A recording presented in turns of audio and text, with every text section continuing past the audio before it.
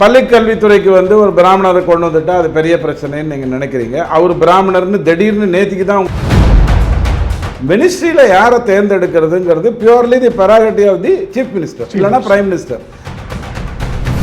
பிராமணங்கிறது practising பிராமணன் தான் பிராமணன். அதிமுகவை அழிக்கணுங்கிறது தான் தாவேக்காவுடைய நோக்கமாகவே இருக்கு. போட்டி கண்டிப்பாக அண்ணாமலை வர்சஸ் விஜய்னு தான் இருக்க முடியும்.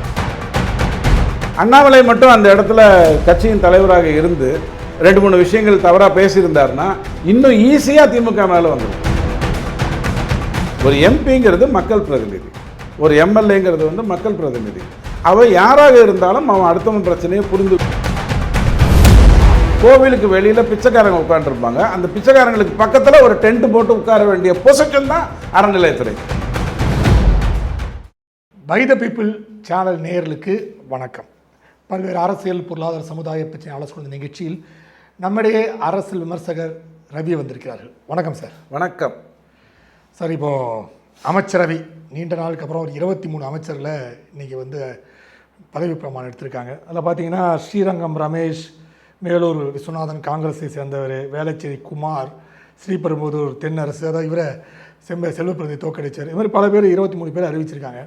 இதில் முக்கியமான விஷயம் பார்த்தோம்னா சார், இதில் பல பேர் அனைத்து சட்டமன்ற உறுப்பினரும் அமைச்சரும் புதியவர்களாக இருக்காங்க. அது எப்படி ஒரு புதிய அரசாங்கத்திற்கு இது ஒரு புத்துயிர் ஒரு புது ரத்தத்தை பாய்ச்சக்கூடிய ஒரு அமைச்சரவையாக இருக்குமா? அது இப்போது காலகாலமாக அப்பா செய்கிற தொழிலை பையனோ பொண்ணோ செஞ்சு வளர்ந்ததை நம்ம பார்த்துருக்கோம். பெரிய பெரிய கம்பெனிஸ்லேயே பார்த்துருக்கோம். அவங்க முதல்ல அந்த ஆஃபீஸ்க்கு வரும்போது ஃப்ரெஷ்ஷாக தானே வராங்க. அவங்க அதுக்கு முன்னாடி ஃபைல்னால் என்னன்னு தெரியுமா, ஃபைல்ஸ்னால் என்னன்னு தெரியுமா, ரெண்டும் தெரியாது.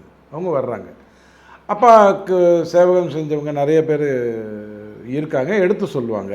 வேறு யாராவது இருந்ததுன்னா பொறாமை வந்துடும். அப்பனுடைய பையன் உட்காந்தா பொறாமையும் வராது, ஒழுங்காக எடுத்து சொல்லுவாங்க. அவன் நேர்மையாக கரெக்டாக டீல் பண்ணுற வரைக்கும், எதேச்சாதிகாரமாக பேசாமல், கெட்ட வார்த்தைகள் பேசாமல் நடந்துக்கிற வரைக்கும் அவனுக்கு வழி நடத்தவும் செய்வாங்க. இதில் எதுவும் தப்பு இல்லையே. அடிப்படையில் சிதம்பரம் சொல்கிற, கார்த்திக் சிதம்பரமோ சொல்கிற ஒரு விஷயம் என்ன அப்படின்னா, அது அப்பாவுடைய பையன் வந்தால் தாங்க நல்லது, அப்போ தான் ஒத்துப்பாங்க அப்படின்னு அவங்க சொல்லுவாங்க. இதையே நான் அப்பன் செய்கிற தொழிலை தான் பையன் செய்யணும்னு சொன்னால் எதிர்ப்பாங்க. வேறு விஷயம். இப்போது புதியவர்கள் வந்ததில் எந்த தப்பும் இல்லை. எம்ஜிஆர் அவர்கள் அமைச்சரவை அறிவிக்கும் போது எத்தனை பேர் படையாட்களாக இருந்தாங்க? இல்லை சார், எம்ஜிஆர் பாரம்பரியமாக ஒரு அரசியல்வாதியாக பார்த்தவர். நீங்கள் ஆக்சுவலாக மாற்றி சொல்லணும். பாரம்பரியமாக கட்சியை பார்த்து கட்சிக்குள்ளே இருந்தே பிரிஞ்சு வந்தவரே புதியவர்களை நிறைய பேர் கொண்டு வந்தபோது அது சக்ஸஸ் ஆச்சிடும் போது, புதுசாக ஒரு கட்சியை ஓப்பன் பண்ணியிருக்கிறவர் தனக்கு யார் உழைச்சாங்களோ, நேர்மையாக உழைச்சாங்களோ அவங்கள கொண்டு வர்றதில் எந்த தப்பும் இல்லை. முரண்படுறது தான் தப்பு. முரண்பட்டிங்கன்னா தான் எப்போதுமே தப்பு. இப்போது இவர் நம்ம ஜோசியருக்கு பொறுப்பு கொடுக்க மாட்டேன், ஏன்னா கம்யூனிஸ்ட் திட்டுறாங்க, திருமாவளவன் திட்டுறாரு, மத்தியானத்துக்கு மேலே ஆதரவு வாபஸ் வாங்கிடுவாங்க அப்படின்னு நீங்கள் கொடுக்க மாட்டேன்னு சொல்லிட்டு வெங்கட்ராமனுக்கு கல்வித்துறை தராமல் தள்ளி வச்சது. இப்போ அவர் கொடுத்துட்டு இப்போ அவருக்கு ராஜ்யசபா கொடுக்குறீங்கன்னா அது தப்பு தானே? சோத்துல அது இங்கே இருந்தான்னா அங்கே இருந்தானே, இங்கே இருந்தானே, அங்கே இருந்தபோது எதிர்க்கிறவங்க இங்கே இருந்தபோது விட்டுருவாங்களா? அப்போ அந்த ஆளுக்கு அந்த பதவியை கொடுத்துருக்கணும், கொடுக்கல. இப்போ ராஜ்யசபாவை கொடுக்குறீங்க. இதை கம்யூனிஸ்டோ திருமாவளவனோ எதிர்க்க போகிறது இல்லை. இது சரியான விஷயம் இல்லை, முரண்பாடு. பள்ளிக்கல்வித்துறைக்கு ஒரு பிராமணரை கொண்டு வந்துட்டா அது பெரிய பிரச்சனைன்னு நீங்கள் நினைக்கிறீங்க. அவர் பிராமணர்னு திடீர்னு நேற்றுக்கு தான் உங்களுக்கெல்லாம் தெரிஞ்சிருக்குது. அவர் பாவம் அமாவாசைக்கெல்லாம் லீவ் போட்டிருப்பாரு, ஒழுங்கான பிராமணனாக இருந்தால் மாத தர்ப்பணம் பண்ணுறதுக்கு லீவ் போட்டிருப்பாரு. அப்போயே உங்களுக்கு தெரிஞ்சிருக்கணும். இப்போ திடீர்னு தெரியுது, ஒரு பெரியாரிஸ்ட்டை கூப்பிட்டு திருப்பி கல்வித்துறையை கொடுத்து சாவடிச்சிரு, தமிழ்நாட்டில் கல்வி வளராமே போகட்டும் அப்படின்னு சொல்லியிருக்கீங்க. வரப்போகிறாரு நம்ம ராஜ்மோகன், கல்வியில் என்னென்னவோ பண்ண போகிறார். ஸோ மினிஸ்ட்ரியில் யாரை தேர்ந்தெடுக்கிறதுங்கிறது purely the prerogative of the chief minister, இல்லைன்னா பிரைம் மினிஸ்டர். மன்மோகன் சிங் மாதிரி ஆகிடக்கூடாது. ஓ இவர் தான் நம்ம ஹெல்த் மினிஸ்டரா, வெரி குட், நான் தான் இப்போ பிரைம் மினிஸ்டர், ஓ நீங்கள் தான் ஹோம் மினிஸ்டரா, நான் தான் பிரைம் மினிஸ்டர், தன்னைத்தானே அறிமுகப்படுத்திக்கூடிய கேவலமான நிலைக்கு வரக்கூடாது. அந்த மன்மோகன் சிங்கு நான் 2 பேருக்கு கண்டிப்பாக அமைச்சரவையில் இடம் கொடுக்க மாட்டேன், ஒன்று டிஆர் பாலு, இன்னொன்று தயாநிதினு சொல்லக்கூடிய கெத்து 2009 அவர் வளர்த்துக்கிட்டாரு. அப்போது இதில் எந்த தப்பும் இல்லை. முரண்படாதீங்க, அவ்வளோதான் நம்ம சொல்ல முடியும். அடுத்தவன் சொல்கிறாங்கிறதுக்காக பயப்படாதீங்க. உங்கள் 107 இப்போ 144 ஆயிடுச்சு. ஆமாம், தெரிஞ்சோ தெரியாமலோ 144 ஆயிடுச்சு. அவங்களும் வெளிநடப்பு செஞ்சு உங்களை காப்பாற்றியிருக்காங்க. மற்றவங்களாவது ஆதரிச்சான், ஓகேன்னா லெட்டர் கொடுத்தான், நாகரிகமாக பண்ணான், அவன் வெளிநடப்பு செஞ்சு உங்களுக்கு ஆதரிச்சு. அதை பற்றி பயப்படாதீங்க. இவ்வளோதான் நம்ம விஜய்க்கு சொல்ல முடியும். சார் இன்னொரு விஷயம் பார்த்தீங்கன்னா, எல்லா பிராமணர்களுக்கும் ஒரு ஆதங்கம் இருந்துச்சு. எல்லா கட்சியிலும் சரி, பாஜகவும் சரி, அதிமுகவும் சரி, திமுக தராது விட்டுறலாம், இந்த என்டிஏ கூட்டணி வந்து பிராமணர்களுக்கு சீட்டே தரல, ஆதரவை தெரிவிக்க மாட்டேங்கிறாங்க, ஒரு மன வருத்தம் இருந்துக்கிட்டே இருந்துச்சு. இந்த தேர்தலில் கூட அவங்க பல அமைப்புகள் அதுக்கான எதிர்வினையெல்லாம் ஆற்றி கொண்டிருந்தார். ஆனால் இவர் வந்து ஒரு 2 பேர் கொடுத்தாங்க. 2 பேரும் வெங்கட்ராமனும் சரி, ரமேஷ் சரி, 2 பேரும் வந்து வெற்றி பெற்று விட்டால் 2 பேரும் அமைச்சரவையில் வந்துட்டாங்க. நீண்ட ஆண்டுகளுக்கு பிறகு, நீண்ட பாரம்பரியத்திற்கு, நீண்ட காலத்திற்கு பிறகு ஒரு 2 பிராமணர்கள் அமைச்சரவைக்குள்ளே வந்திருக்காங்க. இதை எப்படி சார் பார்க்குறீங்க? கல்வித்துறையில் இந்தியாவில் வந்து ஒரு 5 முறை மந்திரியாக இருந்ததெல்லாம் இஸ்லாத்தை சார்ந்தவர்கள்.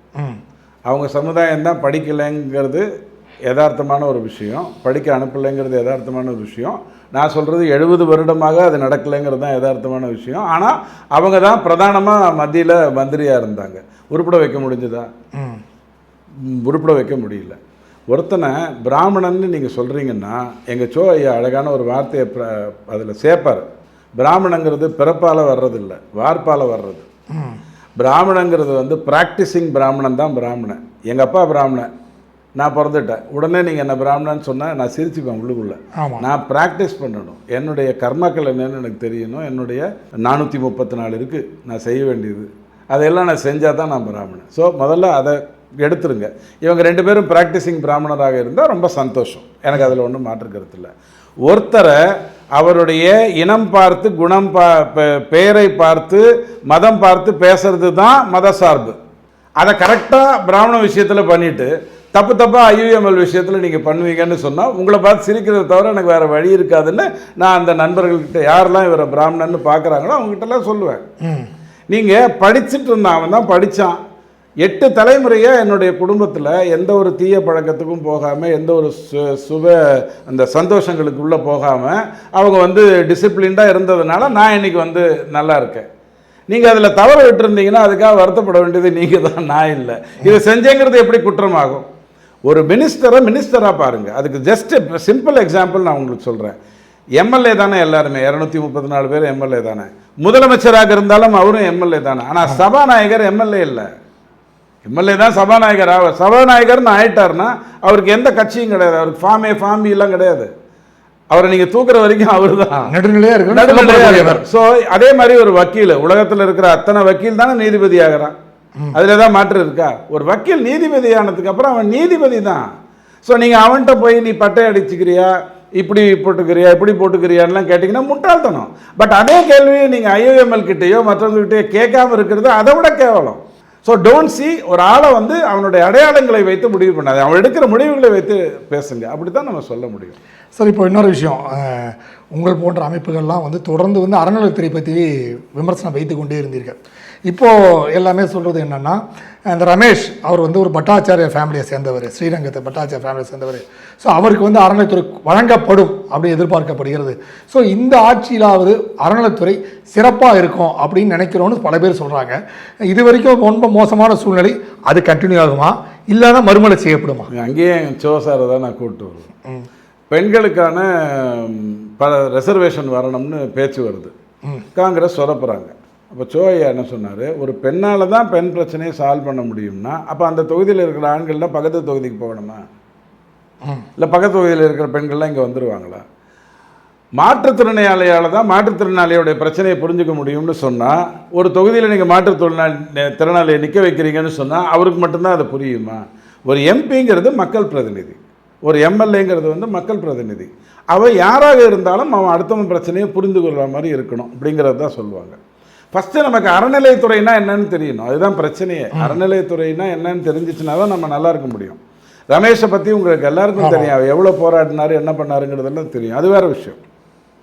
அறநிலையத்துறைங்கிறது ஒரு கோவில் செயல்பட்டு கொண்டிருக்கிறது, அதனுடைய கணக்கை பார்த்து ஓகே சொல்லக்கூடிய ஒரு சாதாரணமான ஒரு அமைப்பு. நான் பச்சையாக சொல்கிறதா இருந்தால், திமுகலேருந்து நிறைய பேர் இருந்ததுனால, சேகர் பாபுவெல்லாம் பார்த்ததுனால, கோவிலுக்கு வெளியில் பிச்சைக்காரங்க உட்காந்துருப்பாங்க, அந்த பிச்சைக்காரங்களுக்கு பக்கத்தில் ஒரு டென்ட் போட்டு உட்கார வேண்டிய பொசிஷன் தான் அறநிலையத்துறைக்கு. அதனுடைய வேலை உள்ளுக்குள்ளே என்ன பண்ணுறாங்கங்கிறத பார்க்குறது, உள்ளே என்ன பண்ணணும்னு பார்க்குறது, எங்கே தீபம் ஏற்றணும்னு பார்க்குறதெல்லாம் கிடையாது. கணக்கு கொடுத்தாங்கன்னா அதை பார்த்துட்டு ஆமாண்ணா 298 ரூபா ஆயிருக்குது, 4800 ரூபா ஆயிருக்குன்னு சொல்ல வேண்டிய பொறுப்பு மட்டும்தான்.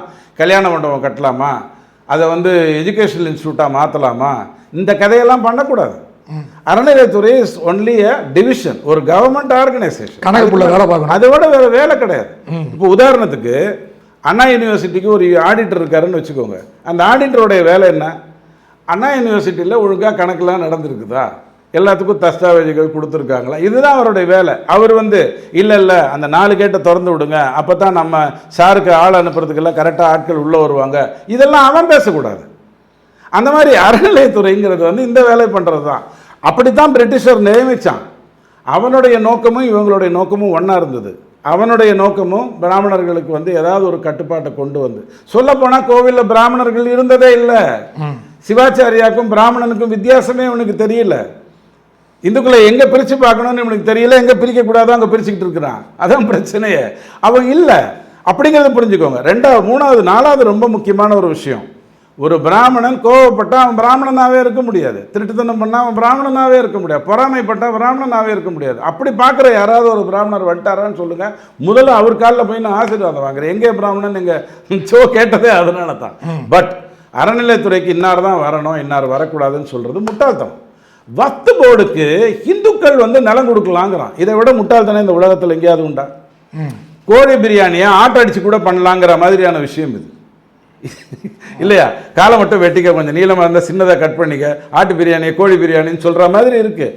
அதையெல்லாம் கேட்டுக்கொண்டிருக்கிற நாம் அர்த்தம் இல்லாமல் இதை பற்றி பேசவே கூடாது. அங்கே யார் வந்தாலும் கரெக்டாக நடக்கணும். ஃபர்ஸ்ட் ஆஃப் ஆல் அறநிலையத்துறை இருக்கக்கூடாது. ரொம்ப சிம்பிள்.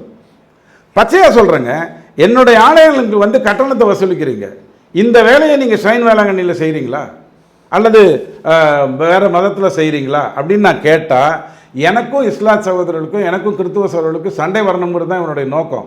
அதனால் நான் உடனே சொல்லிவிடுவேன், ஐயா உங்களை தனியாக ஏன் விட்டுருக்கான்னா உங்களை கொத்தா தூக்கிடலாம். ஒரு 1000 பேரை வச்சுக்கிட்டு 42 லட்சம் இஸ்லாத் வாக்குகளை வாங்கிடலாம். 1000 பேரை வச்சுக்கிட்டு 40 லட்சம் கிறிஸ்துவ வாக்குகளை வாங்கிடலாம். ஒன்றும் பிரச்சனையே இல்லை. ஆனால் எங்களுக்கு அந்த மாதிரி பண்ண முடியாது. நாங்கள் ஒரே குடும்பத்திலே 4 பேர் ஒரே மாதிரி இல்லை, கேவலமாக முட்டாள்களாக வாழ்ந்துக்கிட்டு இருக்கோம். எங்ககிட்ட வந்து வசூல் பண்ணுறான் பிச்சைக்காரன், இவனுக்கு அதுக்கு அதிகாரமே கிடையாது. இப்போ அதெல்லாம் வெளில வந்துச்சுன்னா நல்லது. சார், இப்போ பார்த்தீங்கன்னா நீண்ட நாளுக்கு அப்புறம் காங்கிரஸ் அமைச்சரையில் வந்திருக்கு, அது ஒரு செய்தி. 2வது விஷயம், திருமாவளவனை நாங்கள் ரொம்ப நாள் கூப்பிட்டுக்கிட்டு இருக்கோம், எங்கள் தலைவர் கூப்பிட்றாரு, விருப்பப்படுறாரு, அவர் அமைச்சரில் வர வேண்டும்னா ஆதவர்ஜினா வரை சொல்லியிருக்காங்க.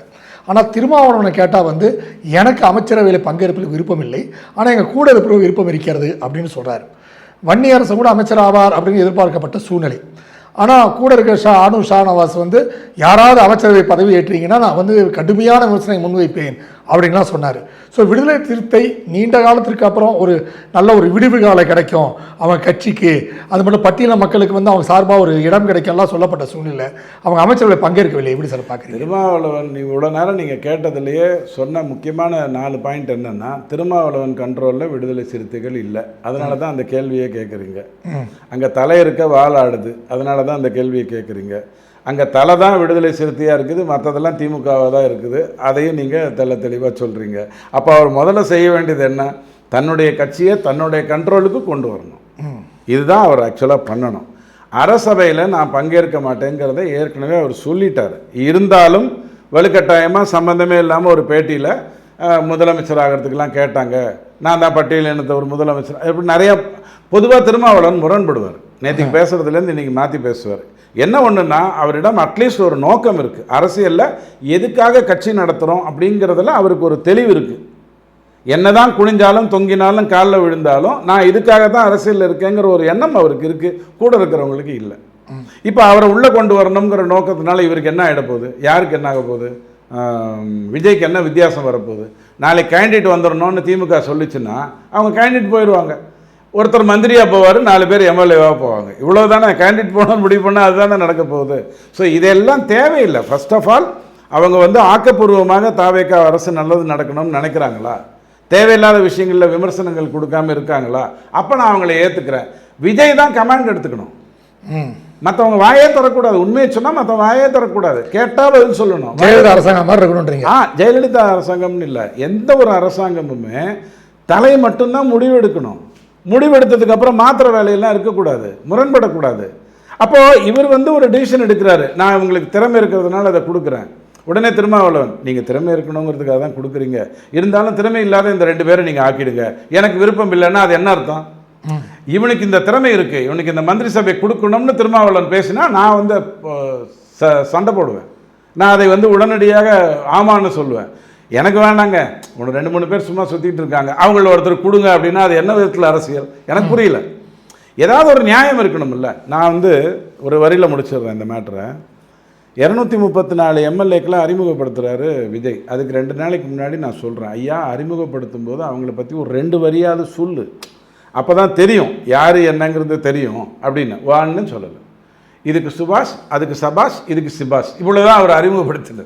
இப்படி அறிமுகப்படுத்தினீங்கன்னா நாளைக்கு திருமாவளவன் மந்திரி கொண்டு வந்தான்னா யார் அவருன்னு நான் உட்காந்து நோட்டம் போடணும்.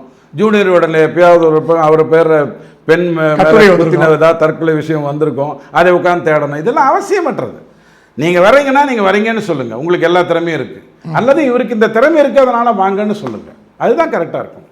அப்புறம் இன்னொரு விஷயம் சார், காங்கிரஸ் நீண்ட நாளுக்கு அப்போ வந்து ஒன்றுமே இல்லாமல் இருந்த காங்கிரஸ் சிதம்பரம்லாம் பேசி கீசி திமுகவோட இணைத்து அது ஒன்றுமே இல்லாமல் பண்ண பார்த்தாரு. இருந்தாலும் அங்கே இரவோடு இரவாக அது சில பேர் காங்கிரஸ் தலைவர் சொல்கிற மாதிரி, சார் அந்த சாப்பிட்ட கை அது கூட நினைக்கல, கழிக்க அதுவும் நினைக்கல, காயில் அதுக்குள்ளே வந்து டக்குன்னு பாஞ்சிட்டாங்க சார் அப்படின்ட்டு. அவங்களுக்கு 2 அமைச்சரவைன்றது இப்போ வந்து பார்த்தீங்கன்னா பல போஸ்டர் பார்த்தேன், எதுலேயுமே செல்வர் பெருந்தகை போஸ்டர் இல்லை, எல்லாம் பிரவீன் சக்கரவர்த்திக்கு நன்றி சொல்கிற போஸ்டர் தான் தமிழ்நாடு ஃபுல்லாக ஒட்டப்பட்டிருக்கு. ஸோ இப்போ மீண்டும் ஒரு புத்துணர்ச்சி பெற்றிருக்குதா காங்கிரஸ்? இந்த விமர்சனம் சொன்னாங்க இல்லையா, சோத்தை சாப்பிட்டுட்டு இருக்கும்போது, ஏன்னா இவங்க அரசியலுக்கு வந்ததே சோறு சாப்பிட்றதுக்கு தான். இதுங்க என்ன பண்ணிடுச்சு, உடனே விமர்சனம் வைக்குது. என்னன்னு வைக்குது, சாப்பிடும்போதே கழுவிட்டு போயிட்டாரு, அதையே குளிக்கும்போது துண்டோட போயிட்டாருன்னு சொல்லக்கூடாது. கோவிலுக்கு போகிறவன் அப்படி தானே அவசர அவசரமாக மணி அடிச்சிச்சின்னு ஓடுவான். உனக்கு நாகரிகமாக பேச தெரியாது, நீ அரசியலுக்கு வந்ததே சோத்தை தின்றதுக்கு தான். எம்ஜிஆர் சொன்னார் இல்லையா, கருணாநிதி கேட்டாரம்மா, நாங்கள் சாப்பிட்ட சாப்பாடை தான் நீங்கள் சாப்பிட்டுட்டு இருக்கீங்க அப்படின்னு கேட்கறதுக்கு எம்ஜிஆர் சொன்னாரா, நீங்கள் எவ்வளோ சாப்பிட்டீங்கன்னு பார்க்குறதுக்கு தான் நான் வந்திருக்கிறேன் அப்படின்னாராம்மா. அந்த மாதிரி எண்ணமே இவங்களுக்கு இல்லை. உதாரணமே இப்படி தான் இருக்கும். இல்லைனா உதயநிதி சட்டசபையில் எந்திரிச்சு நின்று எங்களுடைய எதிர்க்கட்சி, எங்களுடைய கூட்டணி கட்சிகளால் தான் நீங்கள் ஆட்சி அமைத்திருக்கிறீர்கள் சொல்லுவாங்களே யாராவது? கருணாநிதி சொல்லுவார், சோயா அதை சொல்லியிருக்காரு. என்ன சொல்லுவார்னா, 35 ரூபாய் உங்களுக்கு மாதம் அதிகம் கொடுத்தேன், தியாகிகளுக்கு கொடுத்துட்டாரு, இதை யாருமே எனக்கு பாராட்டவில்லை. வந்து நல்ல வார்த்தைகளை மட்டும் பயன்படுத்துகிறவர். ஏன்டா டே இப்படியாடா பேசிப்பீங்க, ஒரு 35 ரூபா கொடுத்ததுக்காக உன்னை பாராட்டுவாங்களா? அவன் வீட்டில் வெங்காய விலை ஏறி இருக்குது, வெண்டைக்காய் விலை ஏறி இருக்குது, எதையோ கொடுத்த சந்தோஷம். ஸோ இவங்க சொல்லி காட்டுறது இவங்களுடைய பரம்பரை. அந்த விஷயத்துக்கு வந்துடுறேன். காங்கிரஸை பொறுத்த வரைக்கும் சரியான முடிவை எப்போதும் எடுக்காதனால தான் 30 வருஷமாக மண்டை காஞ்சிட்டு இருக்காங்க. ஜெயலலிதா மேலே சோனியாவுக்கு கோபம் இருக்கிறது முட்டாள்தனம். கருணாநிதி ஐயா மேலேயும் ஸ்டாலின் ஐயா மேலேயும் சோனியாவுக்கு நம்பிக்கை இருக்கிறது அதை விட முட்டாள்தனம். 91லேயே ரொம்ப தெளிவாக காங்கிரஸோடைய கண்டினியூட்டி இருந்திருக்கும், தேவையில்லாமல் கெடுத்துக்கிட்டாங்க. இந்த தேர்தலையாவது ஒழுக்கமாக முடிவு எடுத்திருந்தாங்கன்னா ஒரு 20 எம்எல்ஏ வந்திருக்கிறதுக்கு சாத்தியம். நீங்கள் பார்த்தீங்கன்னா தெரியும், இந்த ட்ரெண்டு போயிருந்ததுன்னா 20 எம்எல்ஏ காங்கிரஸ்லேருந்து கூட தேர்ந்தெடுக்கப்பட்டிருப்பாங்க. அப்படியும் எடுக்கிறதுக்கு முடிவு பண்ணாமல் திமுகவுடைய கணக்கு பிள்ளை தான் அங்கே தலைவராக தொடர்ந்தார். அதனால தான் அவர் எல்லாத்தையும் ஒரு வழி பண்ணிட்டு 5 கோடியோ இன்னும் பேசிக்கிறாங்க, மொத்தமாக கிளம்பிட்டார். இந்த மாதிரியான அவல நிலையிலையும் ஆண்டவன் வந்து ரொம்ப நாள் பொறுத்திருக்கீங்க, நீங்கள் வாங்க நல்லது பண்ணுங்கன்னு சொல்லியிருக்காங்க. இதுக்கப்புறமாவது 2029 ஒரு 15 சீட்டையாவது பாராளுமன்றத்தில் வாங்கி அதில் வென்று ஒழுங்காக ஆக்கப்பூர்வமாக பண்ணாங்கன்னா நல்லது. கோஷ்டி சண்டை தான் போட்டுட்ருப்பாங்கன்னா தப்பாயிடும். ஸோ பிரவீன் சக்கரவர்த்தி தொடர்ந்து பேசினார்.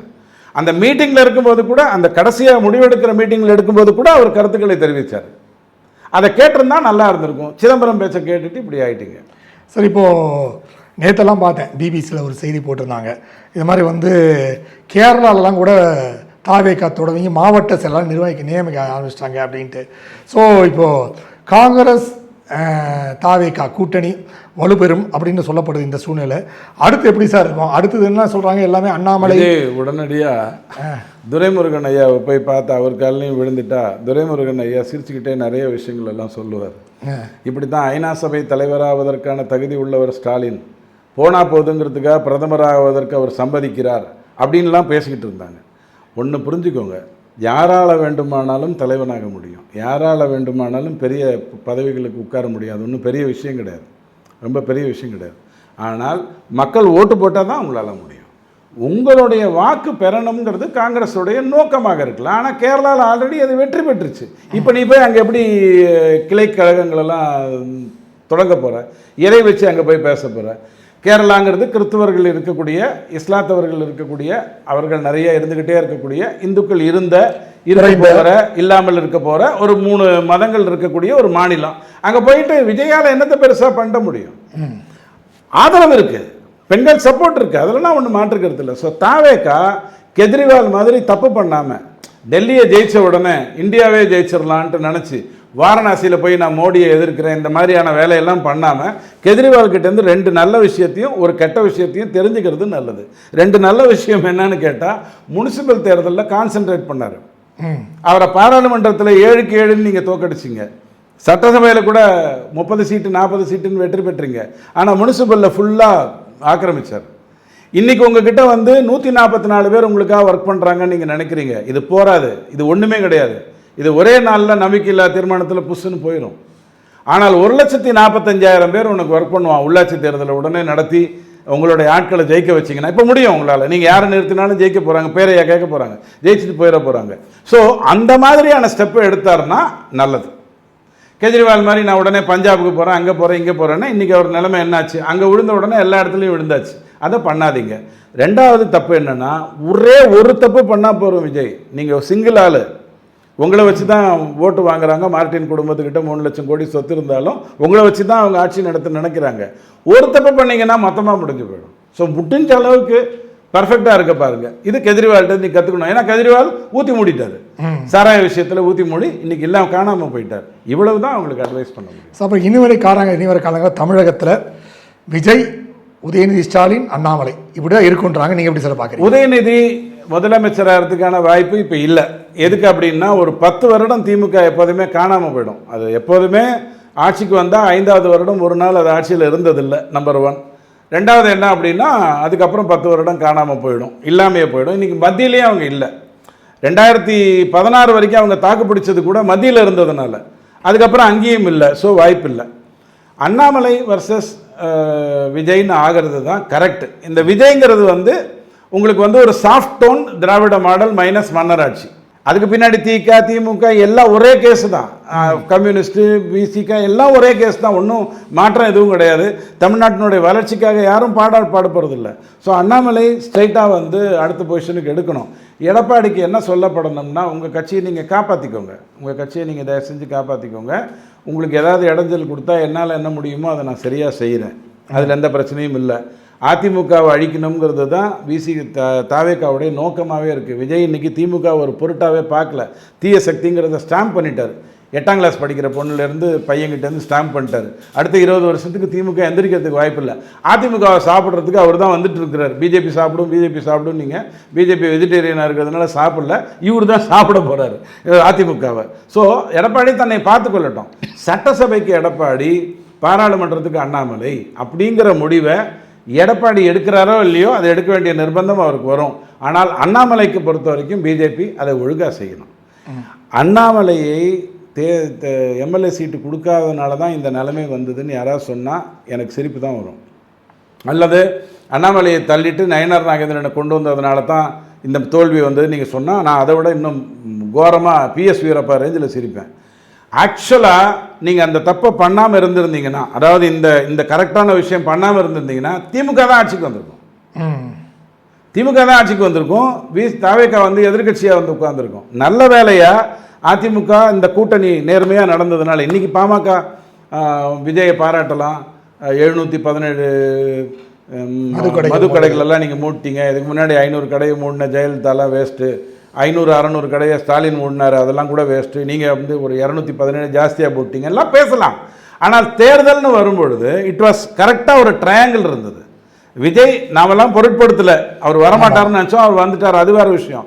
அந்த இடத்துல திமுக இந்த இடத்துல இருந்தது. அண்ணாமலை மட்டும் அந்த இடத்துல கட்சியின் தலைவராக இருந்து 2-3 விஷயங்கள் தவறாக பேசியிருந்தாருன்னா இன்னும் ஈஸியாக திமுக மேலே வந்திருக்கும். ஆனால் இப்போ அண்ணாமலை வர்றது ரொம்ப முக்கியம்.